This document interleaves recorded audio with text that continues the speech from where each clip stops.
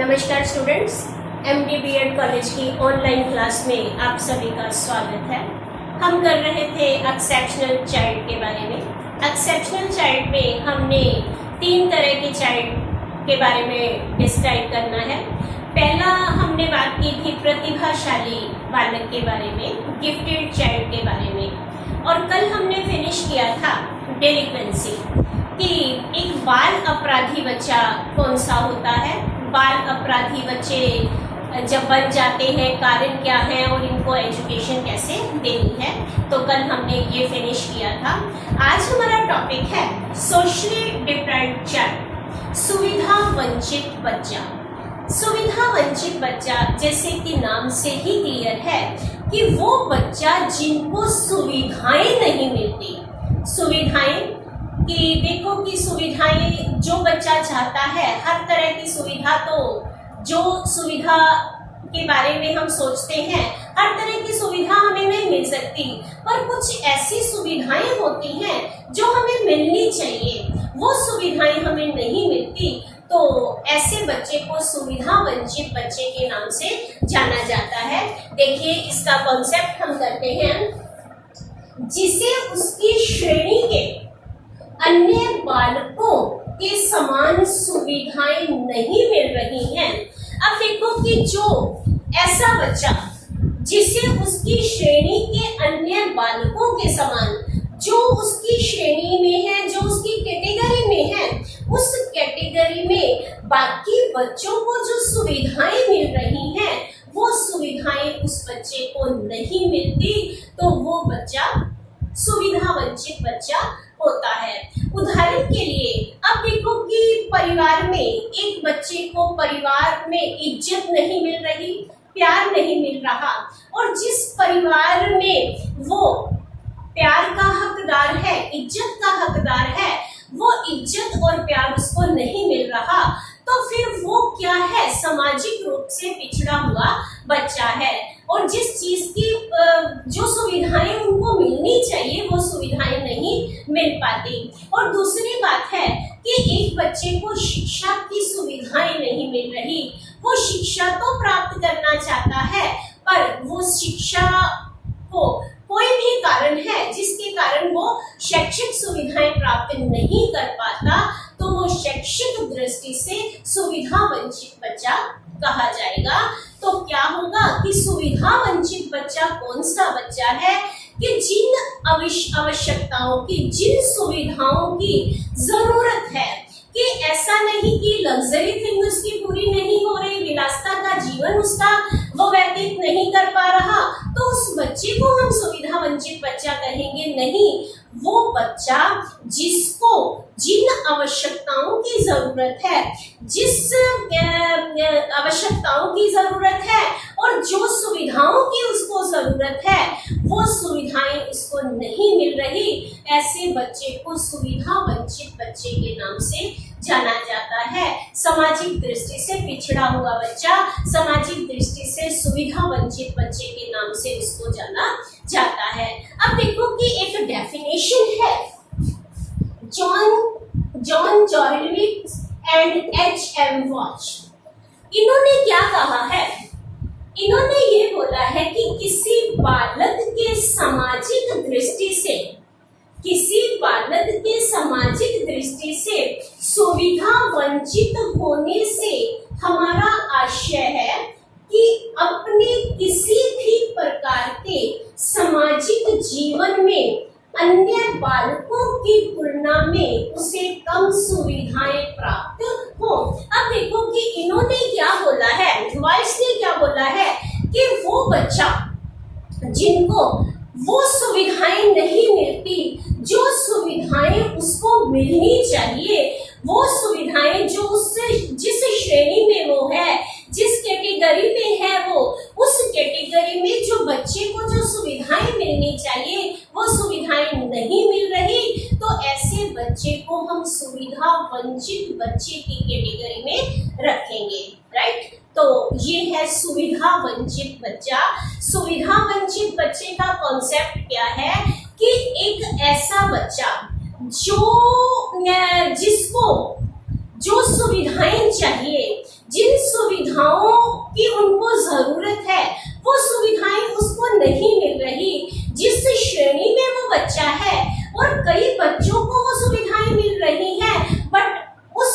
बच्चे को वो सुविधाएं नहीं मिल रही, तो इस कारण उस बच्चे को सुविधा वंचित बच्चे के नाम से जाना जाता है।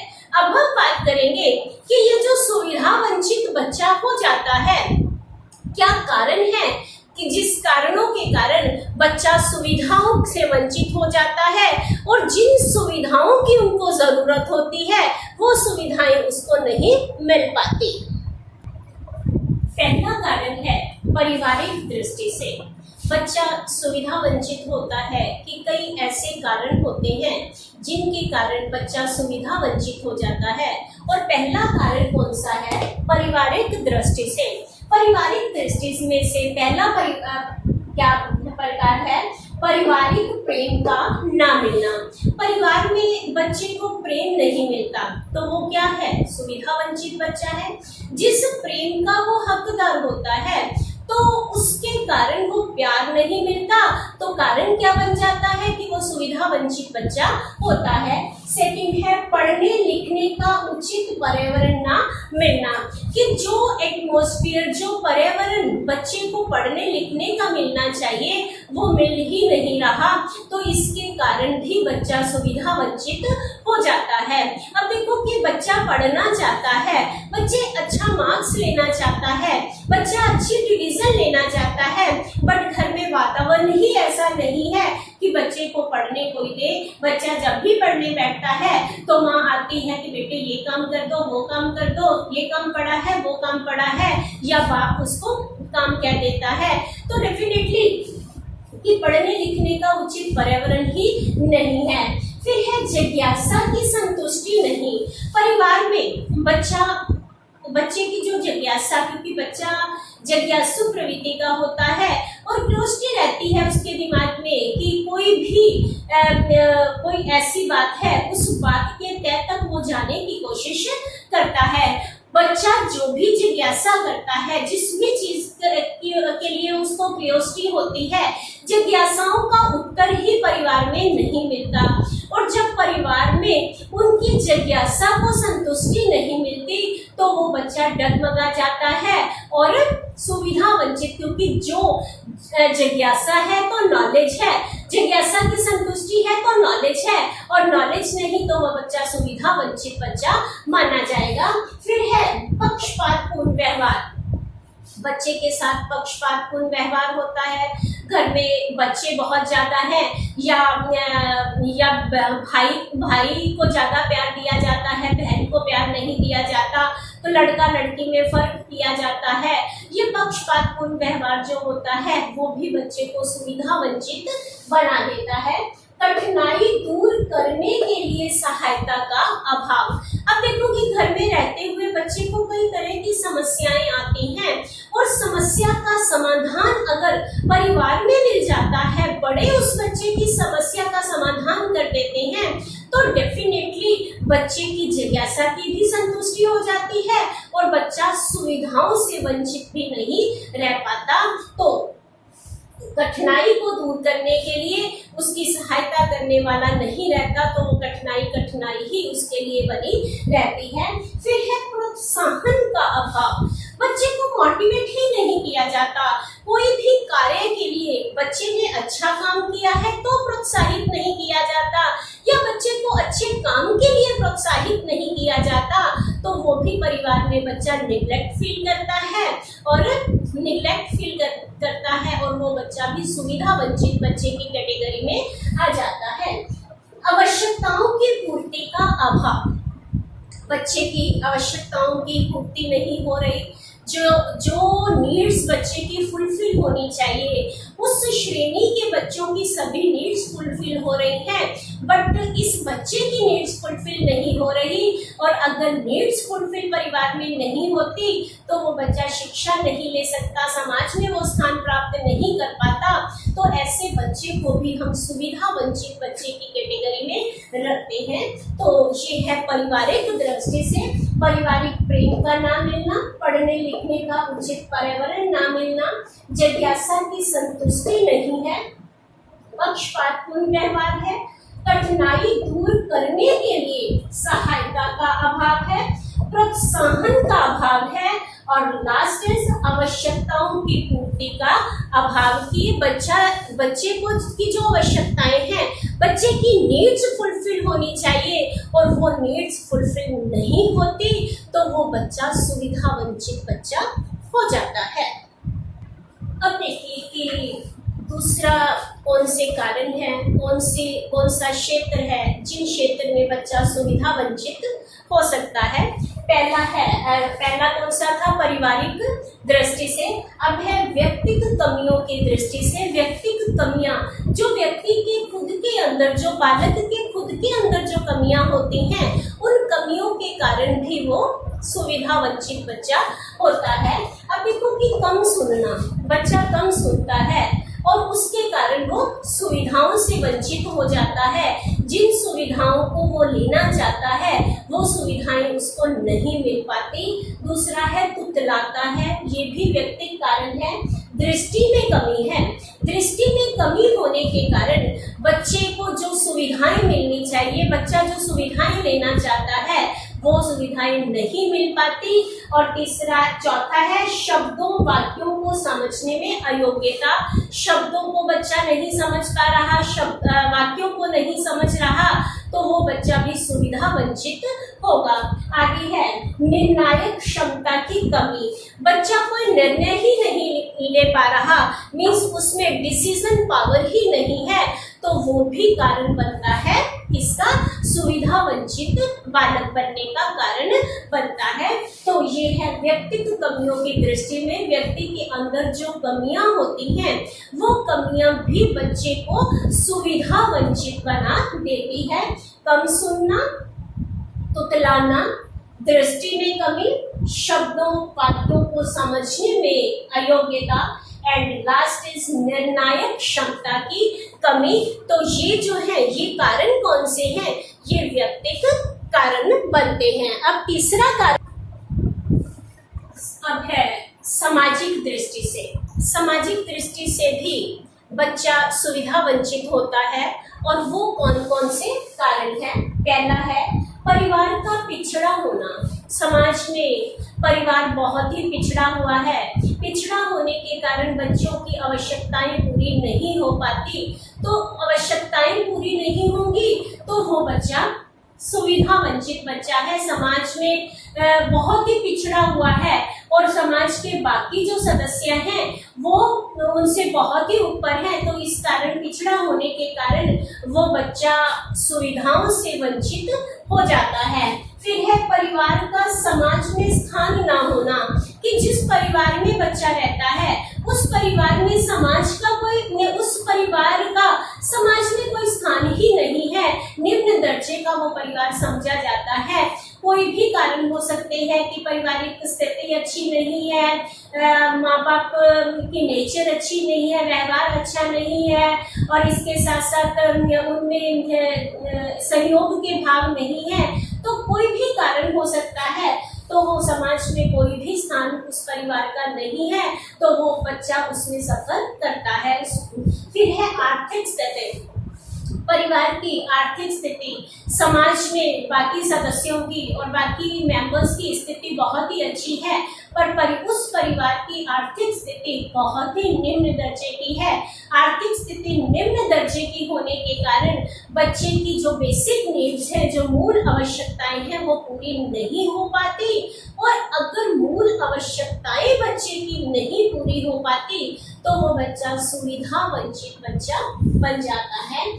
फिर है शिक्षा का अभाव। समाज में कोई शिक्षित ही नहीं है, बहुत कम पढ़े हुए हैं और कम पढ़े होने के कारण, शिक्षा का अभाव होने के कारण वो जो नॉर्म्स की बातें हम करते हैं वो कहीं भी किसी भी तरह की नॉर्म्स वहाँ पे है ही नहीं, संस्कार वहाँ पे है ही नहीं।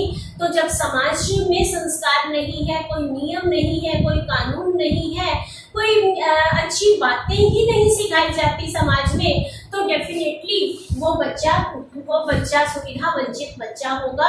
शिक्षा का अभाव है तो बच्चे को भी शिक्षा से वंचित रखा जाता है और शिक्षा से वंचित होना सुविधा वंचित में आ जाता है कि वो बच्चा सुविधाओं से, शैक्षिक दृष्टि से सुविधा से वंचित हो जाता है।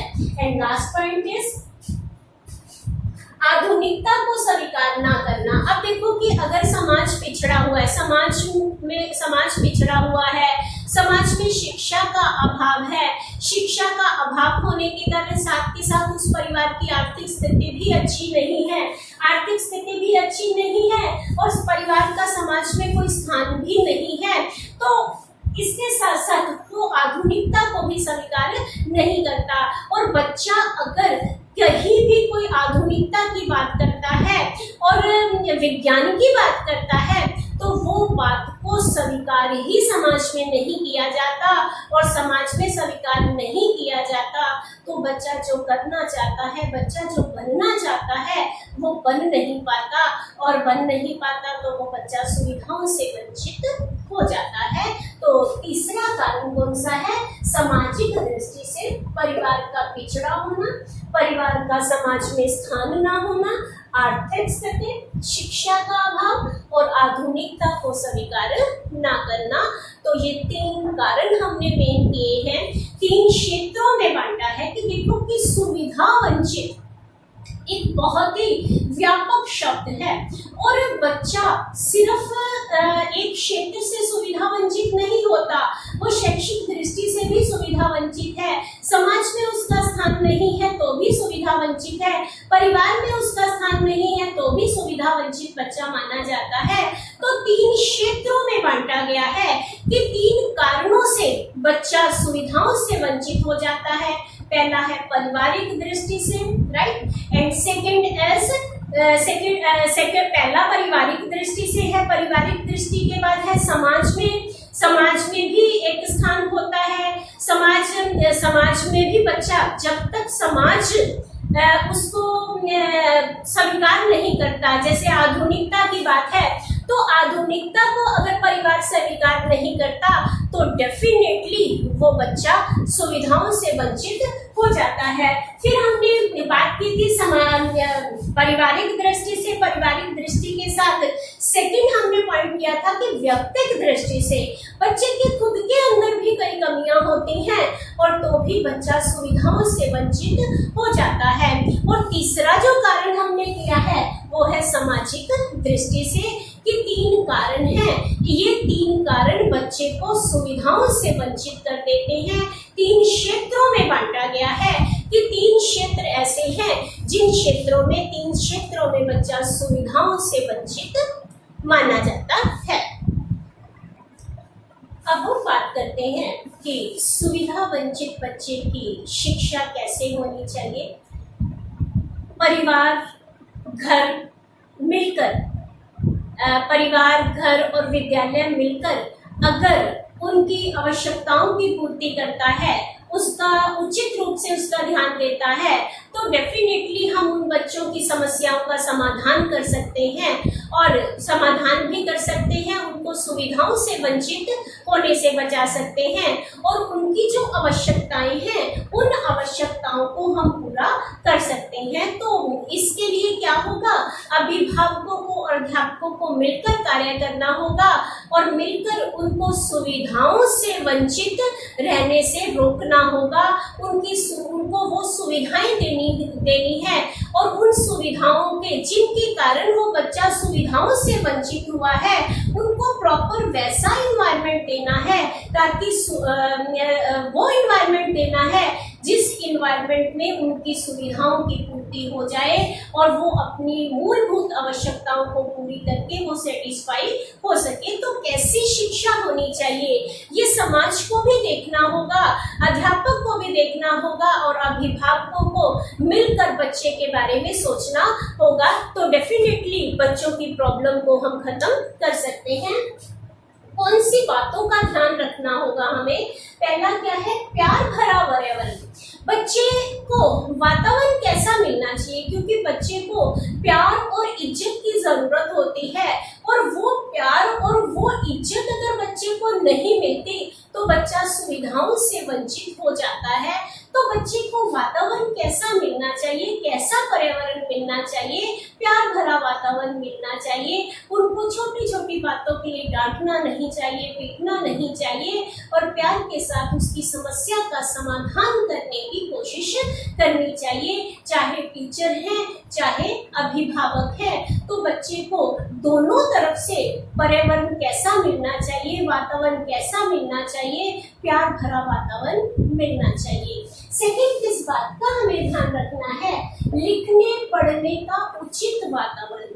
अब देखो कि हमने जब कारण किया था तो हमने कहा था कि परिवार में बच्चे को लिखने और पढ़ने का उचित वातावरण ही नहीं मिलता और उचित वातावरण ना मिलने के कारण बच्चा सुविधाओं से वंचित हो जाता है। तो इसके लिए क्या करना होगा, बच्चे को वो पर्यावरण दीजिए।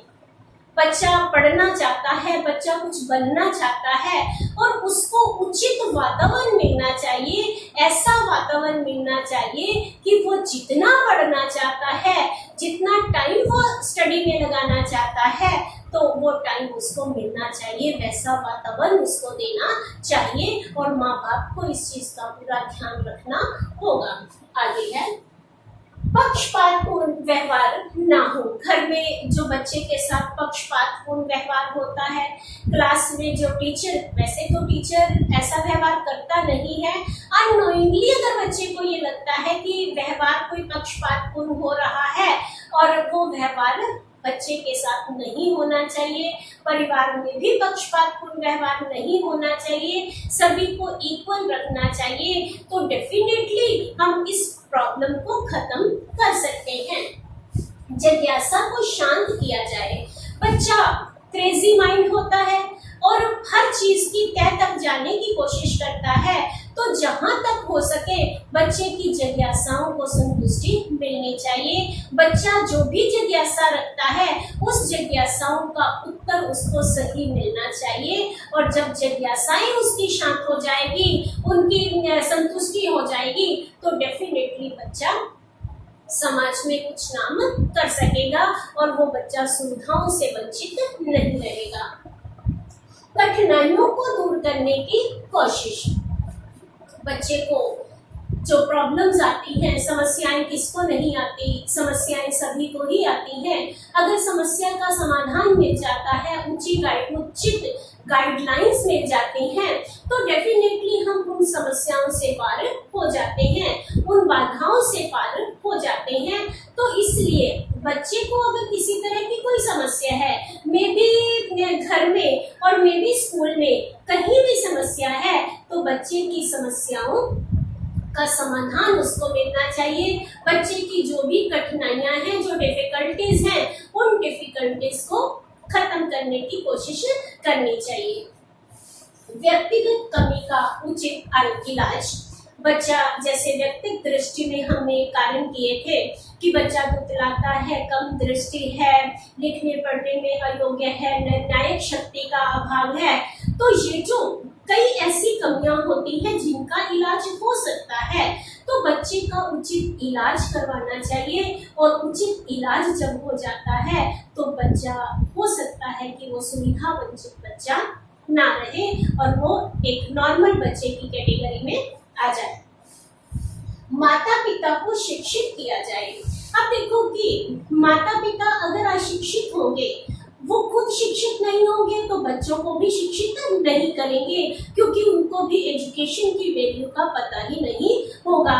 तो इसके लिए क्या करना होगा, माता पिता को शिक्षित किया जाना चाहिए, उचित मार्गदर्शन होना चाहिए, टीचर्स मार्गदर्शन करें कि पढ़ने की कोई एज नहीं होती, जब भी मौका मिलता है, जब जागो तभी सवेरा, माता पिता को शिक्षित किया जाना चाहिए ताकि वो बच्चे की आवश्यकताओं के बारे में भी सोच सके और बच्चे की नीड्स को वो पूरा कर पाए। अब नेक्स्ट पॉइंट है कि माता पिता के मधुर संबंध हो। देखिए कि माता पिता के संबंध मधुर होने चाहिए।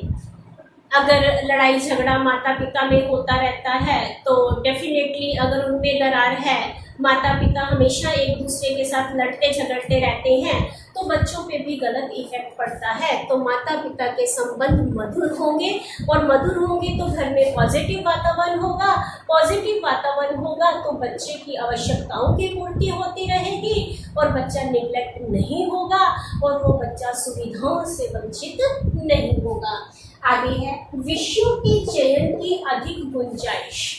बच्चों की अब देखो कि रुचियां अलग हैं, योग्यताएं अलग हैं, तो इसके लिए विषयों के चयन में बच्चे को गुंजाइश ज़्यादा देनी चाहिए, ज़्यादा विषय, ज़्यादा ऑप्शन होने चाहिए ताकि बच्चे अपनी रुचि और योग्यता के अनुसार विषय का चयन कर पाए। और जब उनकी रुचि के हिसाब से, उनकी योग्यता के अनुसार विषय हैं तो डेफिनेटली वो ज़्यादा से ज़्यादा अधिगम कर पाएंगे और वो सुविधाओं से वंचित नहीं रह पाएंगे, शैक्षिक दृष्टि से सुविधाओं से वंचित नहीं रह पाएंगे। रोचक शिक्षण विधियाँ, जो शिक्षण विधियाँ हैं वो बच्चों के लिए रोचक होनी चाहिए ताकि वो बिना एक तरह से उबते हुए, उब आ जाती है ना लगातार पढ़ते पढ़ते, तो अगर रोचक शिक्षण विधियां होंगी तो उनके इंटरेस्ट के हिसाब से है तो डेफिनेटली वो बच्चे ज़्यादा से ज़्यादा अधिगम करेंगे। छात्रों पर बात थोपी ना जाए। कई बार हम स्ट्रेस करते हैं ना कि ये काम आपको करना ही पड़ेगा और नहीं करोगे तो आपके नंबर कट जाएंगे, ये हो जाएगा, वो हो जाएगा, तो बच्चे डर से वो काम तो करेंगे पर उस काम में उनकी योग्यता नहीं है, उनकी रुचि नहीं है। तो इसके बदले अगर हम बच्चों को काम वही दें जो उनकी योग्यता के हिसाब से, उनकी रुचि के हिसाब से है तो बच्चा स्मूथली वो काम करता जाएगा। तो थोपना नहीं है, कोई भी काम, चाहे घर में है चाहे बच्चा स्कूल में है, तो कोई भी काम बच्चे के ऊपर थोपा ना जाए। और जबरदस्ती अगर हम कोई काम करते हैं तो डेफिनेटली वो बच्चा क्या हो जाएगा, वो काम को अच्छी तरीके से करेगा नहीं, उसका मन नहीं है, तो हो सकता है कि वो गलत व्यवहार भी आपके साथ करे। शिक्षक छात्र को समझने का प्रयास करें। अब देखो कि जब भी अगर किसी तरह की कोई समस्या है, अगर बच्चे को कोई कठिनाई आ रही है तो बच्चे की प्रॉब्लम को समझने की बच्चे की प्रॉब्लम को समझने का शिक्षक कोशिश करे। ऐसा ना हो कि बच्चे को वो निग्लेक्ट ही करता रहे और उसका व्यवहार ऐसा हो कि जैसे कोई लेना देना ही नहीं है, आप आए 40 मिनट पढ़ा के चले गए। अगर ऐसा टीचर का व्यवहार होगा तो डेफिनेटली बच्चे निग्लेक्ट होंगे। तो हर बच्चे को टीचर समझने की कोशिश करे और समझेगा और बच्चे को आने वाली कठिनाइयों को वो दूर करने की, जहाँ तक पॉसिबल हो उन कठिनाइयों को वो दूर करने की कोशिश करेगा। और जब बच्चे की कठिनाइयाँ, बच्चे की समस्याएं खत्म हो जाएंगी तो बच्चा सुविधाओं से वंचित नहीं रहेगा। तो ये कुछ कर्तव्य हैं, माता पिता के कर्तव्य हैं, स्कूल के कर्तव्य हैं, अध्यापक के कर्तव्य हैं और इसके साथ साथ समाज के कर्तव्य हैं कि बच्चे जो देश की धरोहर हैं, बच्चे जो हमारे देश का विकास करने वाले हैं, और अगर हमारे ये बच्चों को हम सुविधाओं से वंचित कर देते हैं तो वो अपने में ही रह जाएंगे, अपनी सुविधाओं से वंचित जब रह जाएंगे तो वो अपनी समस्याओं में ही जूझते रहेंगे। और हमने इन बच्चों की सुविधाओं को पूरा करना है, बच्चों की बेसिक नीड्स को पूरा करना है ताकि हमारी ये जो धरोहर है, हमारे देश की धरोहर है, वो देश के काम आ सके। राइट? तो हमने मिलजुल कर, अभिभावकों ने, अध्यापकों ने, समाज ने मिलजुल कर इन बच्चों की नीड्स को फुलफिल करना है और हमने बच्चों को सुविधाओं से वंचित होने से बचाना है। उनकी जो नीड्स है, जो बेसिक नीड्स है, जो उनका हक बनता है, वो नीड्स, वो ज़रूरतें उनकी पूरी करनी है, वो सुविधाएं उनको देनी है, जिन सुविधाओं की उनको हक, जिन सुविधाओं पे उनका हक बनता है। राइट? तो इसी के साथ ही हम लोगों का ये टॉपिक फिनिश हो जाता है। सुविधा वंचित बच्चा। सुविधा वंचित बच्चा कौन सा होता है? इसकी कैटेगरीज कौन कौन सी है, कारण कौन कौन से है, कौन कौन से क्षेत्रों में बच्चा सुविधा वंचित हो जाता है, पारिवारिक कारण, व्यक्तिगत कारण और सामाजिक कारण। और अभी हमने बात की कि शिक्षा के लिए हमें किन किन बातों का ध्यान रखना होगा। माता पिता को, अध्यापकों को और समाज को मिलजुल कर हम इन बच्चों को सुविधाओं से वंचित होने से बचा सकते हैं। तो आज के लिए इतना ही। Thank you. Have a nice day.